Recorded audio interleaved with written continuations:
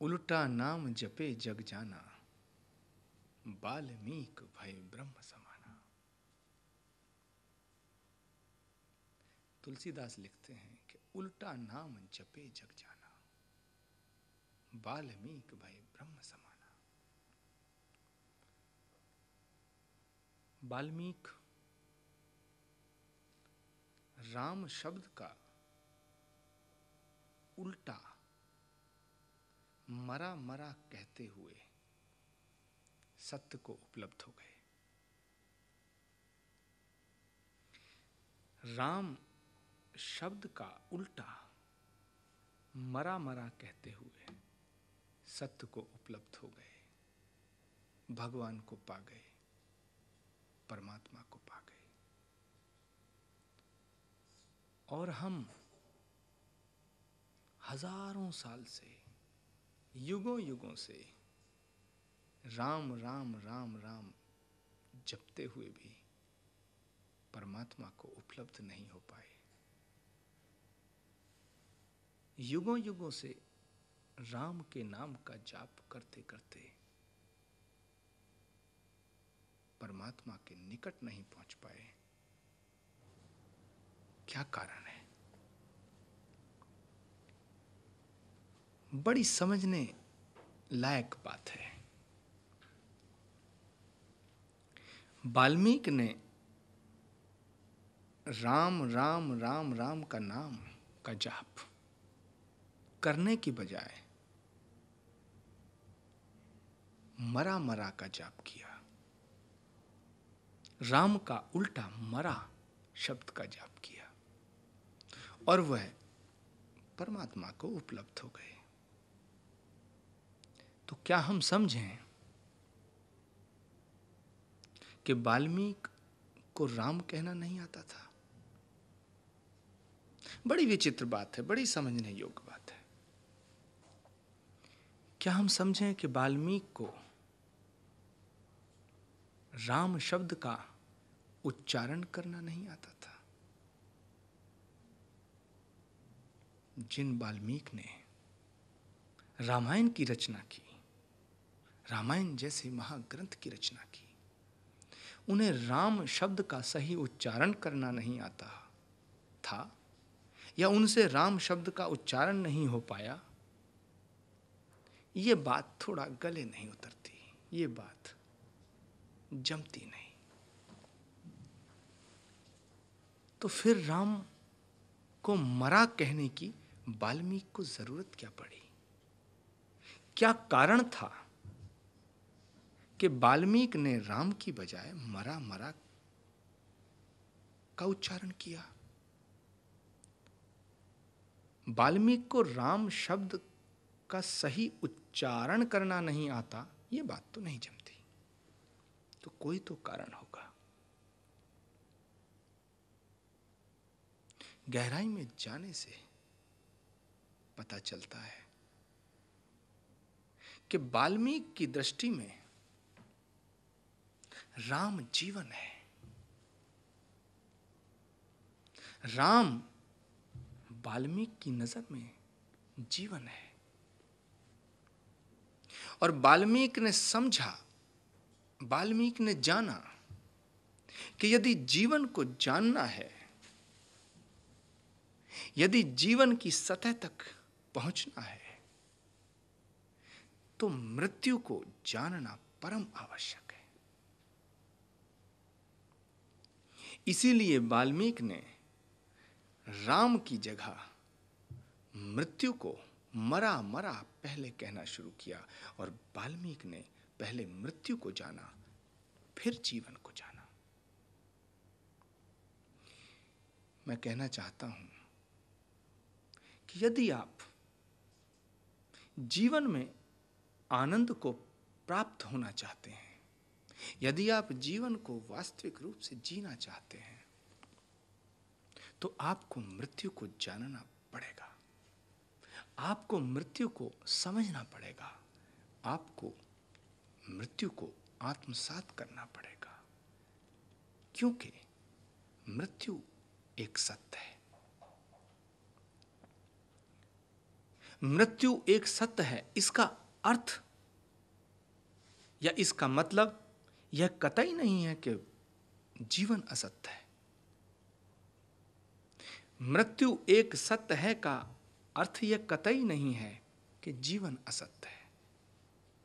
मृत्यु एक सत्य है, जीवन भी सत्य है, परंतु जीवन में भ्रांतियां हैं, जीवन में दिखावा है, जीवन में छलावा है, सारी माया जीवन में है। इस माया को समझने के लिए आपको मृत्यु को जानना परम आवश्यक है। क्योंकि जब से मनुष्य जन्म लेता है और उसके अंदर विवेक आता है, उसके अंदर बुद्धि आती है, तब से उसके जीवन पर एक विशेष प्रकार की भय की छाया मंडराने लगती है। और वो भय और किसी चीज का नहीं है, वो भय मृत्यु का है। हर पल मनुष्य को एक ही डर, एक ही भय दिखाई देता है, वह मृत्यु का है। वो सोचता है कि मैं खूब पढ़ूंगा, लिखूंगा, अच्छे पद को प्राप्त होऊंगा, प्रतिष्ठा को प्राप्त होऊंगा, अच्छी स्त्री से विवाह करूंगा, अच्छी संतान पैदा करूंगा, संतानों की परवरिश करूंगा, अच्छा मकान बनाऊंगा, अच्छी गाड़ी लूंगा, एक नहीं कई कई लूंगा। परंतु एक दिन मृत्यु आ जाएगी, और जब मृत्यु आ जाएगी तो कुछ भी साथ नहीं जाएगा। और जब कुछ साथ नहीं जाएगा, जब कुछ भी साथ नहीं जाएगा, तो फिर ये सब करने का प्रयोजन क्या है? खाली हाथ आया हूं, खाली हाथ जाऊंगा, तो इसका प्रयोजन क्या है? जीवन का मतलब क्या है? और जीवन में ये सब करने का अर्थ क्या है, औचित्य क्या है? इस प्रश्न का उत्तर नहीं मिलता। आदमी सोचता है कि जब कुछ साथ ही नहीं जाएगा तो क्यों करूं और क्या करूं? वो मौत से डरता है, और मौत से ऐसा नहीं है कि एक आध बार डरता है, वह हर पल डरता है, पल पल डरता है। और मौत के भय के कारण जो जीवन में आनंद घटना चाहिए, जो जीवन में आनंद आना चाहिए, वो आनंद से वंचित हो जाता है, वो आनंद आ नहीं पाता है। क्योंकि जहां भय की दुर्गंध होगी, वहां आनंद की सुगंध आ ही नहीं सकती है। मैं आपसे कहना चाहता हूं कि जहां भय की दुर्गंध होगी, वहां आनंद की सुगंध आ ही नहीं सकती है। जहां भय का साया होगा, वहां आनंद नहीं घटेगा। क्योंकि आनंद आने के लिए आपको निर्भय होना बड़ा आवश्यक है। और जब आनंद आपके जीवन में नहीं घटेगा, तो आप परम आनंद को उपलब्ध नहीं हो पाएंगे। और जब परम आनंद को उपलब्ध नहीं हो पाएंगे, तो परम तत्व को उपलब्ध नहीं हो पाएंगे। जब परम तत्व को उपलब्ध नहीं हो पाएंगे, तो परम सत्य को उपलब्ध नहीं हो पाएंगे। और जब परम सत्य के निकट नहीं जाएंगे, तो परमात्मा को उपलब्ध नहीं हो पाएंगे। और जहां परमात्मा को उपलब्ध नहीं हो पाएंगे, तो आपका जीवन व्यर्थ है, आपका जन्म भी व्यर्थ है, आपकी मृत्यु भी व्यर्थ है। क्योंकि बिना परमात्मा को जाने ये जीवन अकारण है, व्यर्थ है, निरर्थक है। यदि जीवन को सार्थक बनाना है, तो आपको परमात्मा के निकट जाना पड़ेगा। जब आप परमात्मा के निकट जाएंगे, तभी आप सत्य को जानेंगे। या जब आप सत्य के निकट जाएंगे तभी आप परमात्मा को जानेंगे।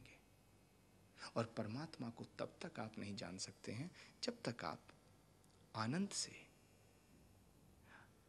जीवन को जीने की कला ना जानते हो। यदि आपके जीवन में आनंद ही नहीं आया तो फिर परमात्मा का दर्शन कैसा? फिर तो आप बुझे बुझे जिएंगे,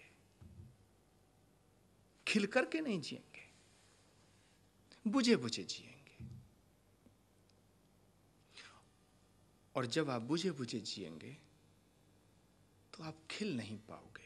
जब आप खिल नहीं पाओगे तो परमात्मा को स्वीकार नहीं हो पाओगे। आपने कभी सोचा है कि परमात्मा के चरणों में फूल ही क्यों चढ़ाए जाते हैं?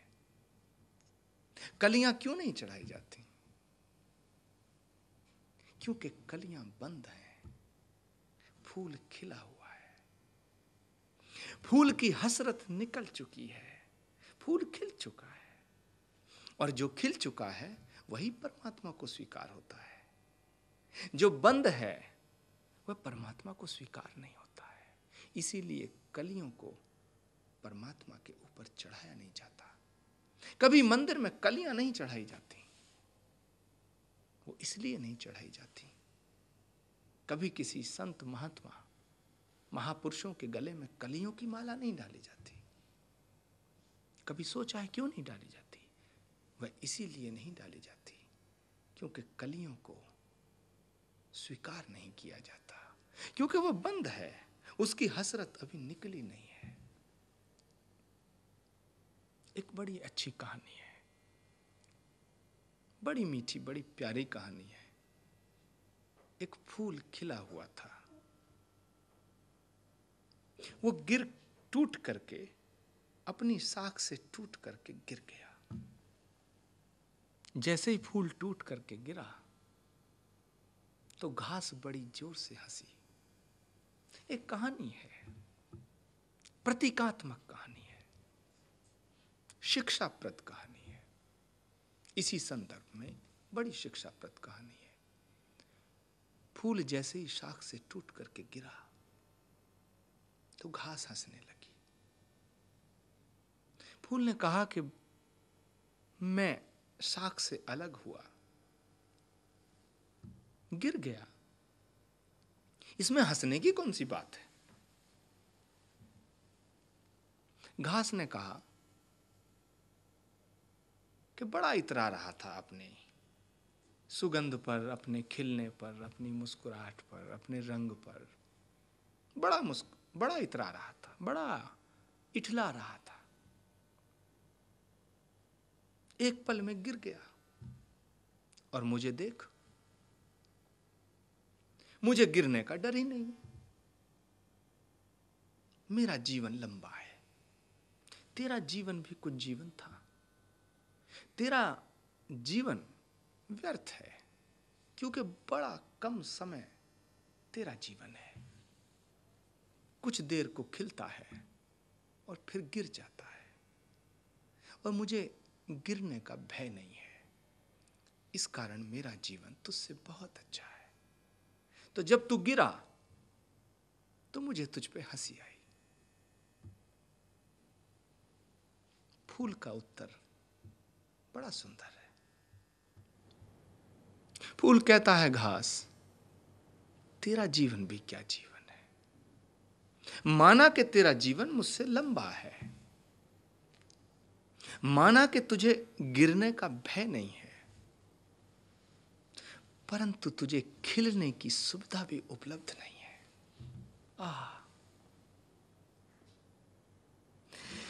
फूल कहता है कि तुझे खिलने की सुविधा उपलब्ध नहीं है, और जो जीवन खिल ना सके, जो जीवन आनंदित ना हो सके, वह जीवन निरर्थक है, व्यर्थ है, वह जीवन सार्थक नहीं है। मैं माना कि एक पल को खिला, लेकिन सारे दिल की हसरत निकल गई, सारी जिंदगी की हसरत निकल गई, और मैं खिल गया। अब मुझे जीवन की लालसा नहीं रही, अब मुझे मृत्यु का कोई भय है न संताप है।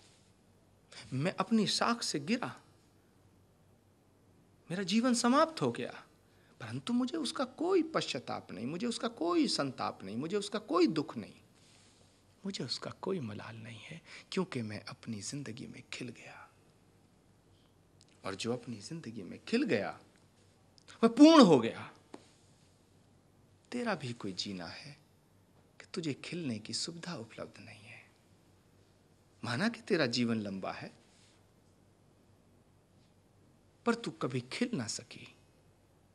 एक पल को भी मनुष्य अगर आनंद की अनुभूति कर लेता है तो वो खिल जाता है, और जो खिल जाता है वह पूर्ण हो जाता है, और जब पूर्ण हो जाता है तो वही परमात्मा को स्वीकार होता है। जो बंद बंद जाओगे तो परमात्मा को स्वीकार नहीं हो पाओगे। जिन लोगों की हसरत नहीं निकलती है, जिनकी इच्छाओं की, जिनकी कामनाओं की पूर्ति नहीं होती है, जिनको आनंद की अनुभूति नहीं होती है, और वह मृत्यु को प्राप्त हो जाते हैं, तो वो बंद बंद धरती से जाते हैं। और जो बंद बंद जाता है वह ईश्वर को प्राप्त नहीं हो पाता है, ईश्वर को स्वीकार नहीं हो पाता है। और मनुष्य के आनंद में यदि सबसे बड़ा कोई भय है, सबसे बड़ी कोई बाधा है, सबसे बड़ी कोई रुकावट है, तो वह मृत्यु है। वह मृत्यु है।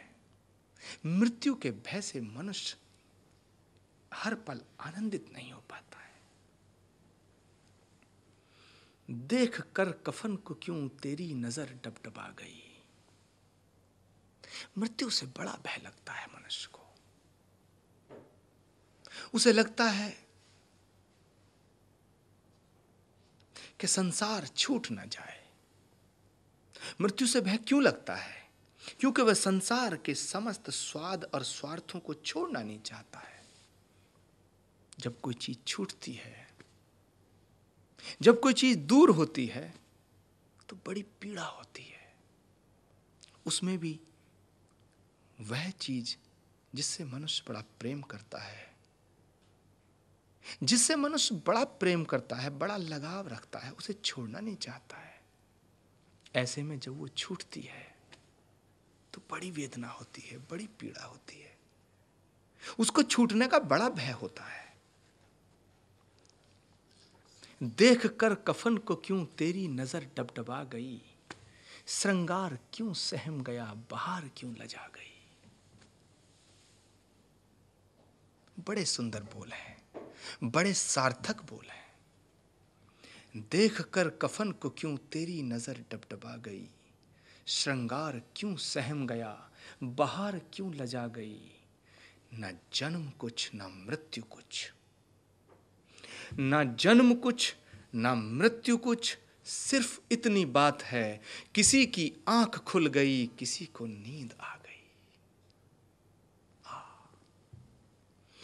देख कर कफन को क्यों तेरी नजर डबडबा गई, श्रृंगार थम गया, बहार क्यों लजा गई।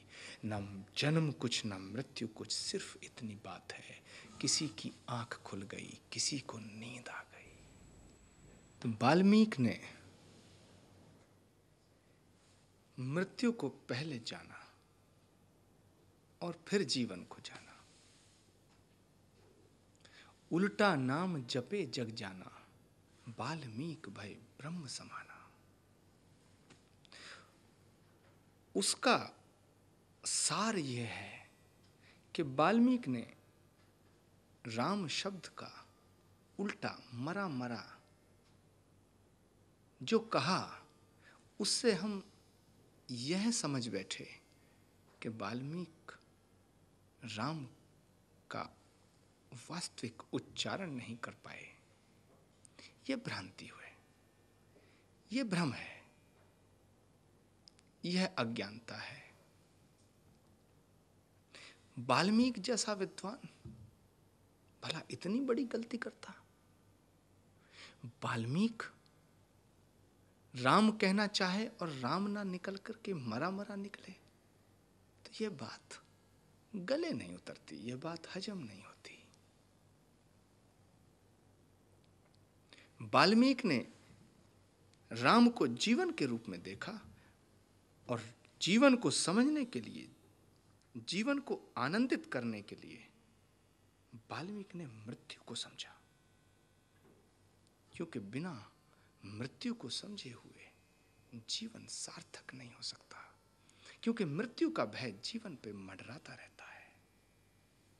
पूरे जीवन आदमी को मृत्यु का डर सताता रहता है, और जब जिंदगी में कोई भी भय आता है तो फिर जीवन आनंदित नहीं हो पाता है। जब मनुष्य की मृत्यु होती है तब कहीं कुछ नहीं जाता है, 5 तत्वों से मिलकर के शरीर की संरचना होती है। क्षिति जल पावक गगन समीरा, 5 तत्व मिल बना शरीरा। 5 तत्वों से मिलकर के शरीर की रचना होती है। और जो आत्मा है, आत्मा और ये 5 तत्व जब मिलते हैं तब सृष्टि की उत्पत्ति होती है।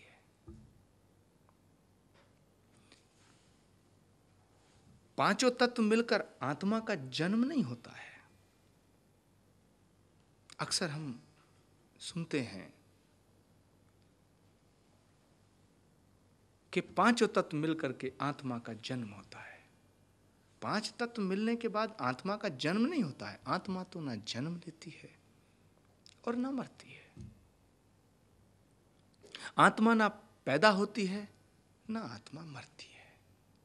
ना आत्मा को वायु सुखा सकती है, ना पानी गीला कर सकता है, ना अग्नि जला सकती है। आत्मा तो अजर अमर है। आत्मा परमात्मा का अंश है। थोड़ा ध्यान करने लायक बात है। आत्मा परमात्मा का अंश है, और जो स्थूल शरीर है ये 5 तत्वों से मिलकर के बनता है। यह प्रकृति का अंश है, और प्रकृति और पुरुष का मिलन जब होता है तभी सृष्टि की उत्पत्ति होती है। मैं जो कह रहा हूं पुरुष और प्रकृति का मिलन, यहां तुम अपने आप को पुरुष मत समझ लेना। प्रकृति और पुरुष का जो मिलन होता है तब सृष्टि की उत्पत्ति होती है, जीवन की उत्पत्ति होती है। पुरुष जो है वह आत्मा है, चेतना जो है वह पुरुष है, और चेतना आत्मा परमात्मा का अंश है। जब आत्मा और प्रकृति का मिलन होता है तब जीवन पैदा होता है। देखने में ऐसा लगता है कि 5 तत्वों के मिलने से शरीर बनता है, आत्मा का जन्म हो जाता है, और जब मृत्यु होती है तो आत्मा निकल के बाहर चला जाता है और स्थूल शरीर पड़ा रह जाता है। हमारे 3 भाग हैं। एक स्थूल शरीर है, एक सूक्ष्म शरीर है जिसमें मन बुद्धि अहंकार निवास करते हैं, एक स्थूल शरीर है, एक सूक्ष्म शरीर है, और एक आत्मा है, चेतना है। यूं समझिए कि एक कंप्यूटर है, और जो कंप्यूटर का हार्डवेयर है वह स्थूल शरीर है। उसके अंदर जो सूक्ष्म शरीर है वो सॉफ्टवेयर है, जो प्रोग्रामिंग है। यदि एक कंप्यूटर आपके पास है उसका हार्डवेयर भी बड़ा अच्छा है और उसका सॉफ्टवेयर भी बड़ा अच्छा है, परंतु जब तक उसमें पावर नहीं आएगी तो वो हार्डवेयर भी बेकार है और वो सॉफ्टवेयर भी बेकार है। ये जो पावर है, जैसे ही पावर के प्लग में से उस शक्ति का संचार होता है तो उसमें एक्टिवेशन आ जाता है, संचेतना। तो आत्मा, सूक्ष्म शरीर और स्थूल शरीर, जब मनुष्य की मृत्यु होती है तब स्थूल शरीर वैसे ही पड़ा रहता है और सूक्ष्म शरीर भी कुछ देर तक उसके साथ रहता है, कुछ देर तक उसके साथ रहता है। अंतिम संस्कार के समय एक क्रिया हिंदू संस्कृति में की जाती है, वह है कपाल क्रिया। वह कपाल क्रिया का करने का प्रयोजन मात्र इतना है कि जो सूक्ष्म शरीर है वह मृत्यु के पश्चात कुछ देर तक उस स्थूल शरीर के साथ चलता है और जब शमशान घाट में उस स्थूल शरीर को ले जाया जाता है, उसको मुखाग्नि दी जाती है, तो सूक्ष्म शरीर सब देखता रहता है, वो सब देखता रहता है, क्योंकि उसका जो वो मोह है बहुत सालों तक, बहुत वर्षों तक वो उस शरीर के साथ रहा है तो छूटता नहीं है।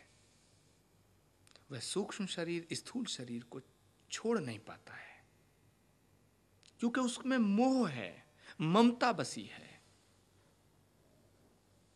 तो कपाल क्रिया कराई जाती है, वह भी ज्येष्ठ पुत्र से कराई जाती है, बड़े पुत्र से कराई जाती है। अक्सर हम देखते हैं संसार में कि ज्येष्ठ पुत्र को, बड़ी संतान को मनुष्य थोड़ा ज्यादा प्यार करता है। इसका अर्थ यह नहीं है कि वो बाकी संतानों को प्रेम नहीं करता है। जो छोटे हैं वो इससे रुष्ट नहीं हो जाना और अपने माता पिता से लड़ाई शुरू मत कर देना। माता पिता सभी संतानों को बहुत प्रेम करते हैं, सभी माता पिता अपनी औलाद को बड़ा प्यार करते हैं, पर देखने में आया है कि बड़ी संतान से कुछ प्रेम अधिक होता है क्योंकि वह पहला फल है, वह पहला फल है। इस वजह से उससे अधिक प्रेम होता है। तो जो कपाल क्रिया है शमशान में, वह बड़े पुत्र से कराई जाती है। जब सूक्ष्म शरीर देखता है कि जिसे तूने सर्वाधिक प्रेम किया वह तेरे सर में लाठी मार रहा है, डंडा मार रहा है, तो उसे झटका लगता है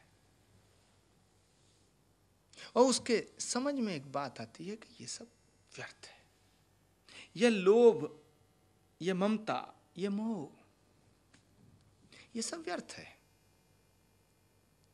तेरा निवास जिस शरीर में था, जिनसे तू इतना प्रेम करता था, वही तुझे जला रहे हैं और यहीं तक नहीं रुकते हैं, वह तेरा सर फोड़ रहे हैं। तो उसका मोह टूटता है और उस झटके से सूक्ष्म शरीर स्थूल शरीर से अलग हो जाता है। यहां कुछ विद्वान इस पर प्रश्न चिन्ह भी लगाते हैं कि ये सब मनगढ़ंत कहानियां हैं, परंतु ऐसा नहीं है। इसकी प्रामाणिकता पर प्रश्न चिन्ह नहीं है। सूक्ष्म शरीर जब स्थूल शरीर से अलग हो जाता है तो फिर आत्मा कहां चली गई? आत्मा कहां चली गई? सूक्ष्म शरीर और स्थूल शरीर का किस्सा तो समझ में आता है, पर आत्मा का किस्सा समझ में नहीं आता। कहीं कुछ नहीं गया। जो प्रकृति के तत्व हैं, पांचों तत्व से मिलकर के जो शरीर की संरचना हुई, वह तो अग्नि, जल, वायु, आकाश, सब इस प्रकृति में मिल गया। जो प्रकृति का अंश था वो प्रकृति में मिल गया, और जो परमात्मा का अंश था वो परमात्मा में मिल गया। कहीं कुछ नहीं गया, कहीं से कुछ नहीं आया था। मृत्यु उपरांत आत्मा कहीं चली नहीं जाती है, क्योंकि वो परमात्मा का अंश है। आत्मा परमात्मा का अंश है, और ये स्थूल शरीर प्रकृति का अंश है। जो प्रकृति का अंश था वो प्रकृति में मिल गया, जो परमात्मा का अंश था वो परमात्मा में मिल गया। न कहीं से कुछ आया था, न कहीं को कुछ गया। जो जहां था वहीं रह गया, जो जहां था वहीं रह गया। परंतु मृत्यु का जो भय है, यदि आप इस भय को समाप्त नहीं कर पाएंगे तो जीवन का आनंद नहीं उठा पाएंगे। इसीलिए वाल्मीकि कहते हैं कि जीवन को जानने के लिए पहले मृत्यु को जानना बड़ा आवश्यक है। और वाल्मीकि ने मृत्यु को पहले जाना। उल्टा नाम जपे जग जाना, वाल्मीकि भय ब्रह्म समाना। वाल्मीकि ने जब मृत्यु को जान लिया तो मृत्यु का भय समाप्त हो गया। और जब मृत्यु का भय समाप्त हो जाएगा तो फिर जीवन प्रफुल्लित हो जाएगा, आनंदित हो जाएगा। फिर आप एक पल भी जियोगे तो आनंद से भरे हुए जियोगे।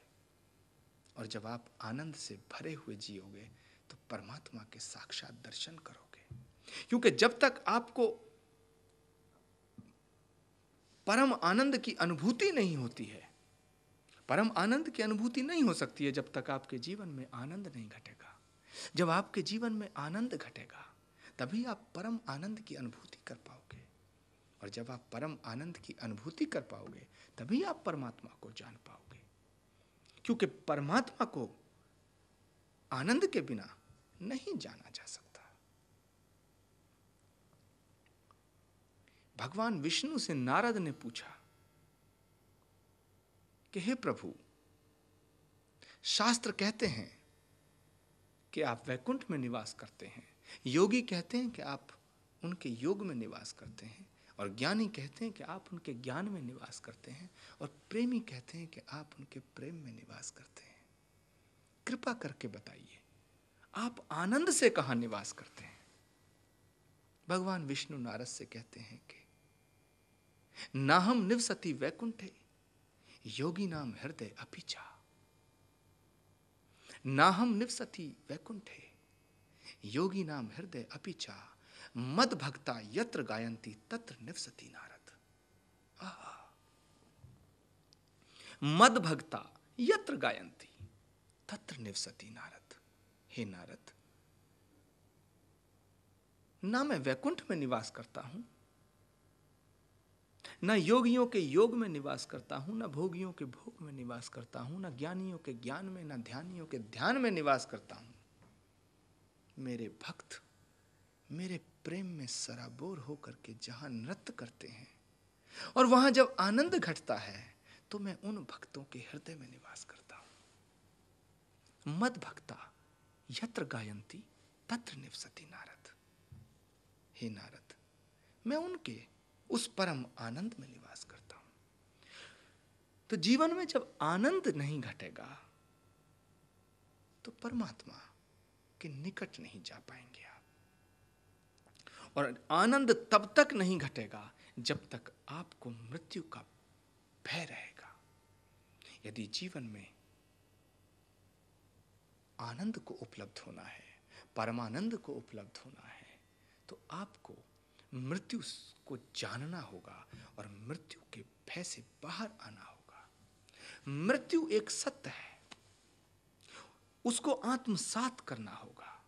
जब आप मृत्यु को आत्मसात कर लेंगे और मृत्यु को जान जाएंगे, क्योंकि आप जब तक मृत्यु को निकट से जानेंगे नहीं तब तक आप मृत्यु से डरते रहेंगे।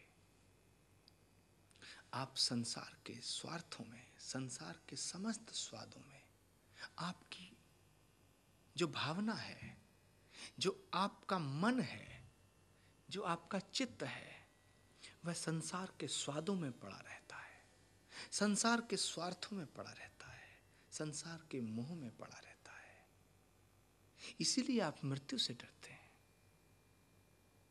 क्योंकि आपको लगता है कि मृत्यु आएगी और अपने साथ ले जाएगी और ये सब छूट जाएगा।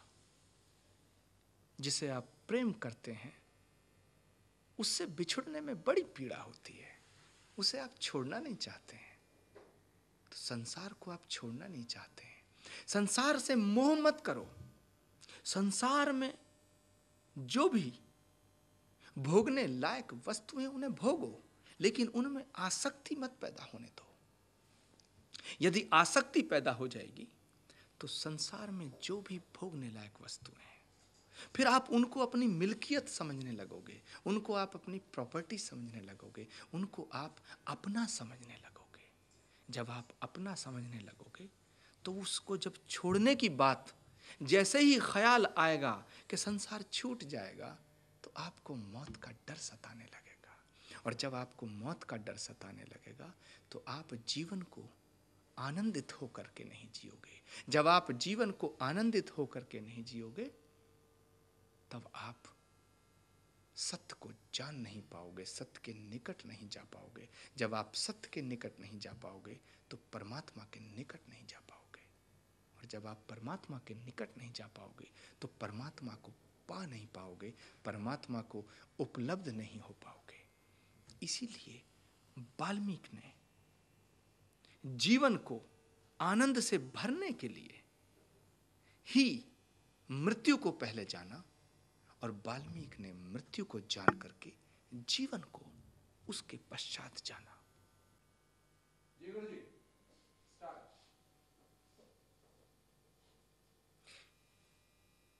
वाल्मीकि की दृष्टि में राम राजा दशरथ के पुत्र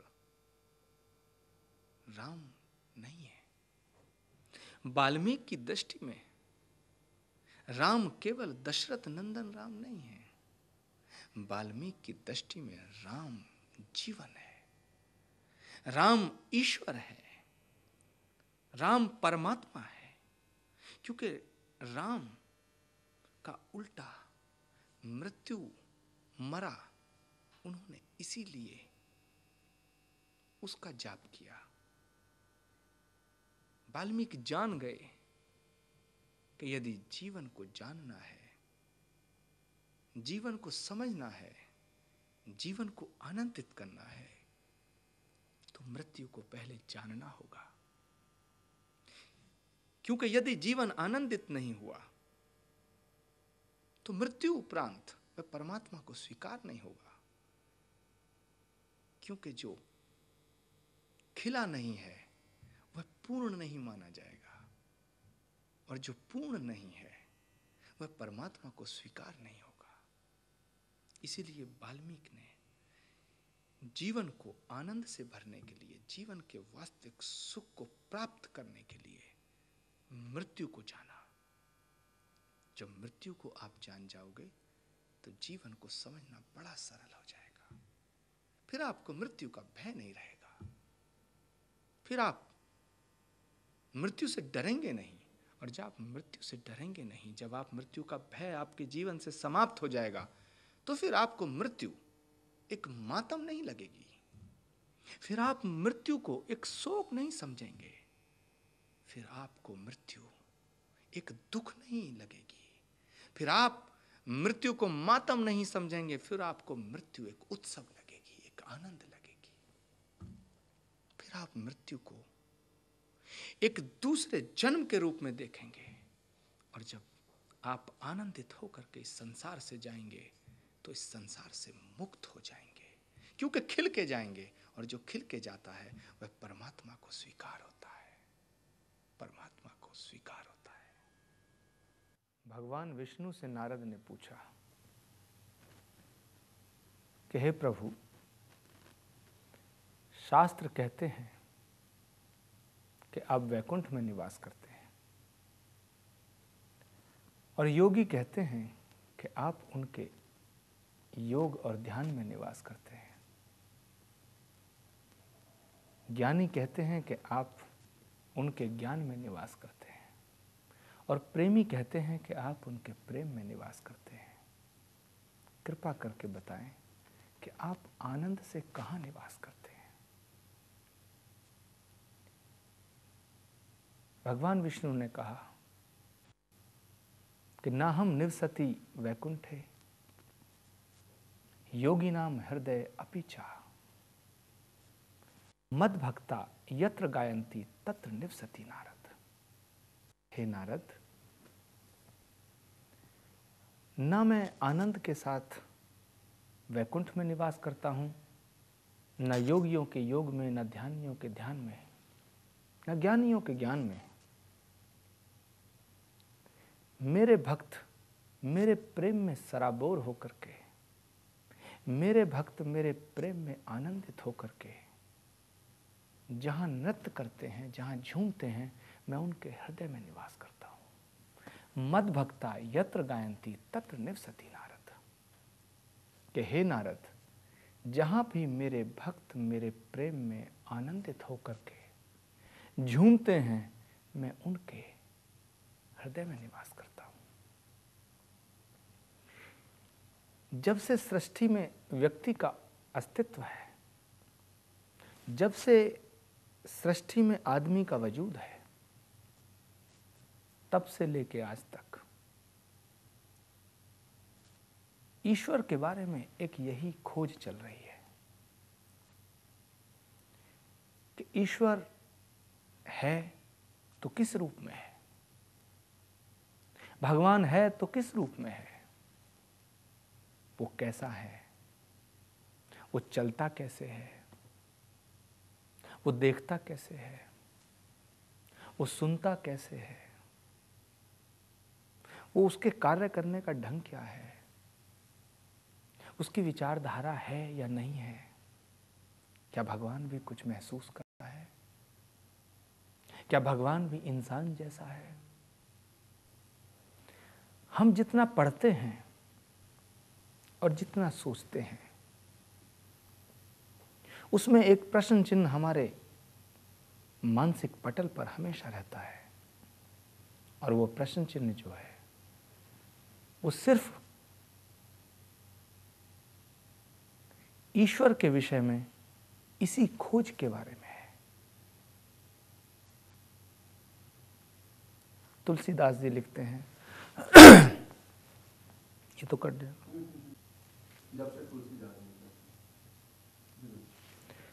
जब से सृष्टि अस्तित्व में आई है, जब से सृष्टि में व्यक्ति का अस्तित्व है, तब से लेकर के आज तक एक ही खोज अनवरत चल रही है, और वो खोज है, वो तलाश है भगवान की, वो तलाश है परमात्मा की। परमात्मा है या परमात्मा नहीं है, परमात्मा है तो किस रूप में है, और परमात्मा अगर नहीं है तो फिर ये सृष्टि का अस्तित्व कैसे है, इस सृष्टि का रचयिता कौन है, इस सृष्टि का संचालक कौन है, दुनिया बनी तो कैसे बनी, इंसान बना तो कैसे बना, और इंसान बना तो कब बना।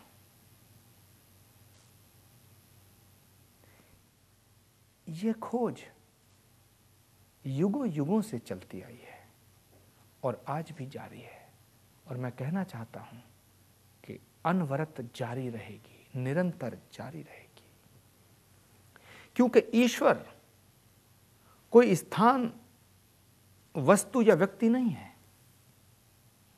परमात्मा किसी स्थान पर बैठा हुआ इस दुनिया को संचालित नहीं कर रहा है।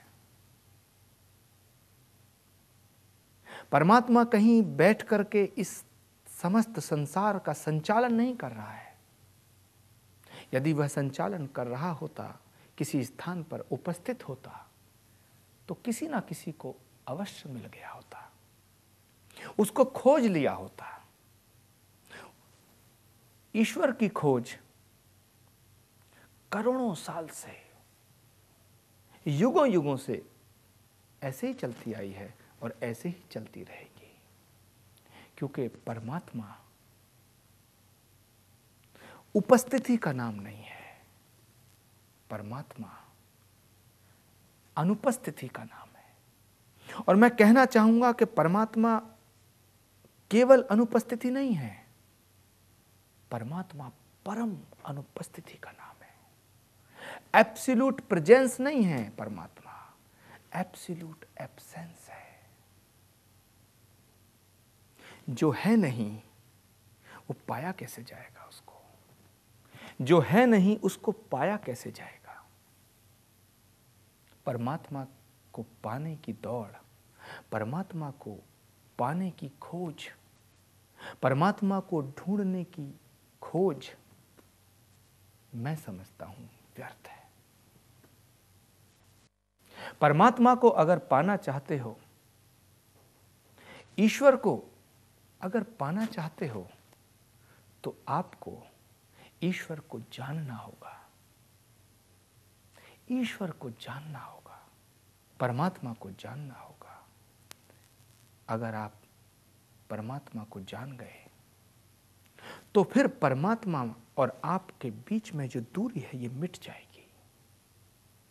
परमात्मा को बहुत समझने योग्य बात है, बड़ी बारीक बात है कि अगर परमात्मा को आप पाना चाहते हो तो उसको पाने की दौड़ छोड़ दो। परमात्मा कोई वस्तु नहीं है, परमात्मा कोई व्यक्ति नहीं है, परमात्मा कोई स्थान नहीं है, परमात्मा कोई विचारधारा नहीं है, परमात्मा कोई पद नहीं है। परमात्मा एक ऐसी अनुभूति है,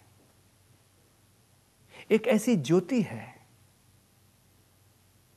जो हम सब में और हर जगह विद्यमान है। थोड़ा समझने की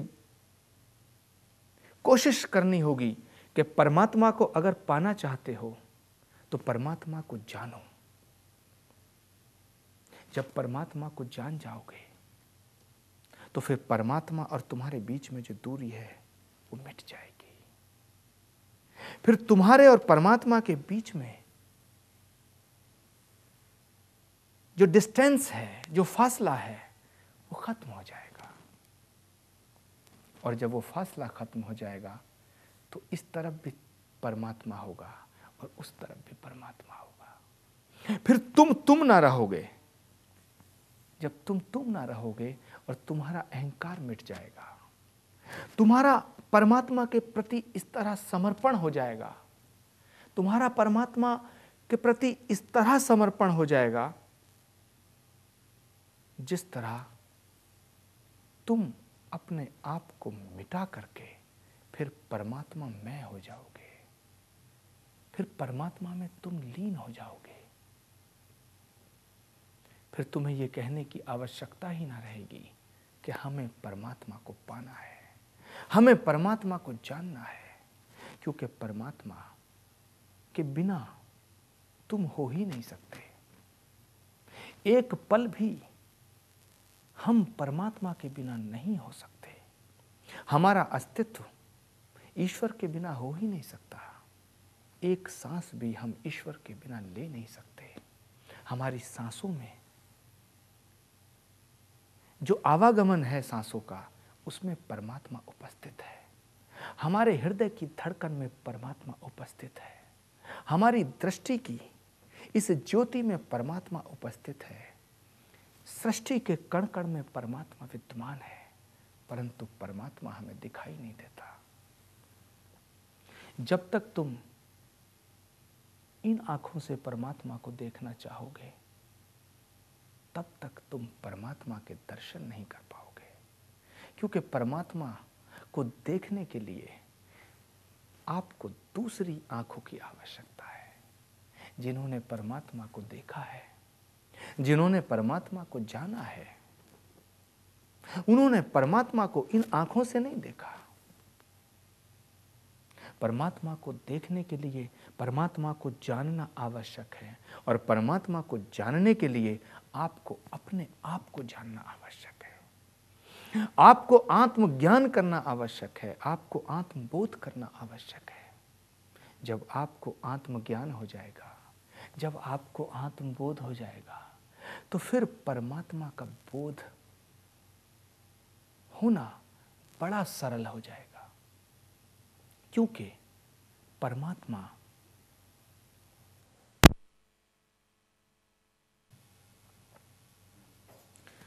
अगर आप परमात्मा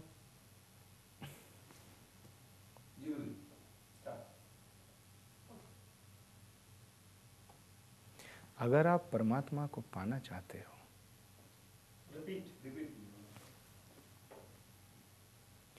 अगर आप परमात्मा को पाना चाहते हो तो आपको परमात्मा को जानना पड़ेगा, आपको भगवान को जानना पड़ेगा। क्योंकि जब तक आप भगवान को जानेंगे नहीं, परमात्मा को जानेंगे नहीं, तब तक आप परमात्मा को कैसे पाओगे? अगर परमात्मा किसी स्थान पर बैठा होता तब तो उसे आप पा लेते। अब वो स्थान पर तो कहीं बैठा नहीं है, वो सब जगह है और देखने में कहीं भी नजर नहीं आता। वो है भी सब जगह और नजर भी नहीं आता। तो जो सब जगह हो भी और नजर ना आए तो उसे कैसे देखा जाए? उसे देखने के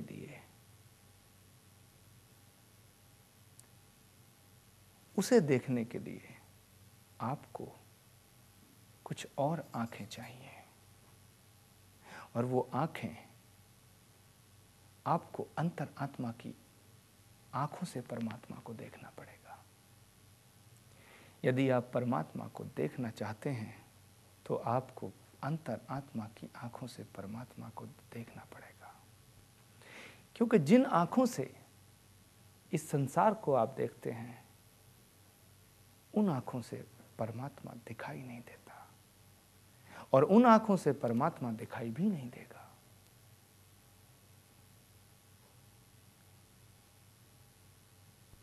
बेहिजाबी यूं के हर जर्रे में जलवा आश्कार,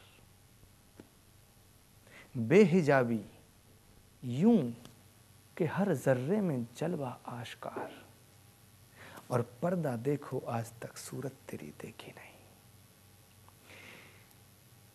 भगवान के होने का और नहीं होने का विरोधाभास देखिए कि बेहिजाबी यूं के हर जर्रे में जलवा आश्कार, कि हे प्रभु, हर कण में तू स्पष्ट दिखाई देता है। इतनी बेपर्दगी है, बेहिजाबी यूं के हर जर्रे में जलवा आश्कार, कि तेरा दर्शन स्पष्ट दिखाई देता है। ऐसा नहीं है कि तू धुंधला धुंधला नजर आता है, हर कण में तू स्पष्ट दिखाई देता है। बेहिजाबी यूं के हर जर्रे में जलवा आश्कार, और पर्दा देखो आज तक सूरत तेरी देखी नहीं। और कितना पर्दा है कि किसी ने तुझे आज तक देखा नहीं। बेहिजाबी यूं के हर जर्रे में जलवा आश्कार, और पर्दा देखो आज तक सूरत तेरी देखी नहीं। कि हे प्रभु, तू हर जगह है परंतु दिखाई नहीं देता, और दिखाई देगा भी नहीं। क्योंकि अगर आप परमात्मा को देखना चाहते हो, परमात्मा को जानना चाहते हो, तो आपको अपनी अंतर आत्मा की आंखों से उसे देखना पड़ेगा, फिर बड़ा स्पष्ट दिखाई देगा। और देखने वालों ने देखा है, पाने वालों ने पाया है। मगर जिन्होंने पाया उन्होंने डूब के पाया, क्योंकि परमात्मा को पाने के लिए आपको पूर्णतः समर्पण करना होगा। वहां अपने अहंकार को आपको मिटाना होगा, क्योंकि परमात्मा को जानने में और परमात्मा को पाने में, परमात्मा को देखने में सबसे पहली बाधा जो है वो तुम्हारा अहंकार है। क्योंकि जब तुम रहते हो और परमात्मा के सामने तुम खड़े होकर के कहते हो, परमात्मा का ध्यान करके तुम कहते हो कि हे प्रभु मुझे तू पाना है, हे प्रभु मुझे तेरा दर्शन करना है, हे ईश्वर मुझे तुझे देखना है, तो तुम और परमात्मा दोनों के बीच में ये मैं और तुम का फासला, ये मैं और तू की दूरी बनी रहती है। अगर आपको परमात्मा को पाना है तो अपने अहंकार को मिटाना होगा। जब तुम्हारा अहंकार मिट जाएगा तो फिर तुम्हारे और परमात्मा के बीच में जो दूरी है, जो फासला है, जो डिस्टेंस है, वो खत्म हो जाएगा। जब ये फासला खत्म हो जाएगा तो फिर इधर भी परमात्मा होगा, उधर भी परमात्मा होगा। फिर जहाँ नजर जाएगी वहाँ तू ही तू नजर आएगा, वहाँ तू ही तू नजर आएगा। हर शय तेरे जमाल की आईनादार है, हर शय पुकारती है तू परवरदिगार है। आँख की रोशनी दिल की आवाज़ तू, आँख की रोशनी दिल की आवाज़ तू, था भी तू है भी तू होगा भी तू ही तू। फिर जहाँ भी तुम्हारी नज़र जाएगी वहाँ तुम्हें ईश्वर का दर्शन होगा।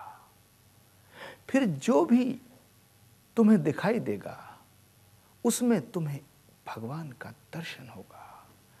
फिर तुम ना रहोगे, तुम ईश्वर में हो जाओगे, तुम परमात्मा में हो जाओगे, तुम भगवान में लीन हो जाओगे। फिर तुम्हारा अपना अस्तित्व समाप्त हो जाएगा और जो बचेगा वो परमात्मा बचेगा। इसलिए मैं कहता हूँ कि अगर आप परमात्मा को पाना चाहते हो तो तुम्हें अपने आप को मिटाना होगा और अपने आप को परमात्मा के प्रति पूर्णतः समर्पित करना होगा। जब तुम्हारा समर्पण परमात्मा के प्रति हो जाएगा, जब तुम्हारा परमात्मा के प्रति पूर्णतः समर्पण हो जाएगा, तो फिर ईश्वर और आप में कोई दूरी नहीं रहेगी। फिर आपका अस्तित्व समाप्त होकर के सिर्फ और सिर्फ परमात्मा का दर्शन और परमात्मा का अस्तित्व, फिर तुम्हारे अंदर भी परमात्मा होगा और तुम्हारे बाहर भी परमात्मा होगा। बस कितना हुआ?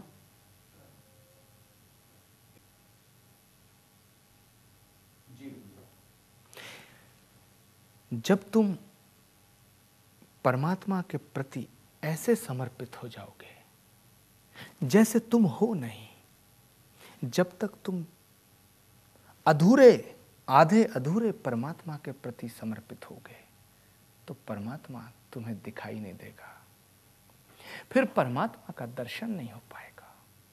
परमात्मा का दर्शन तुम्हें तभी होगा जब तुम परमात्मा के प्रति पूर्णतः समर्पित हो जाओगे।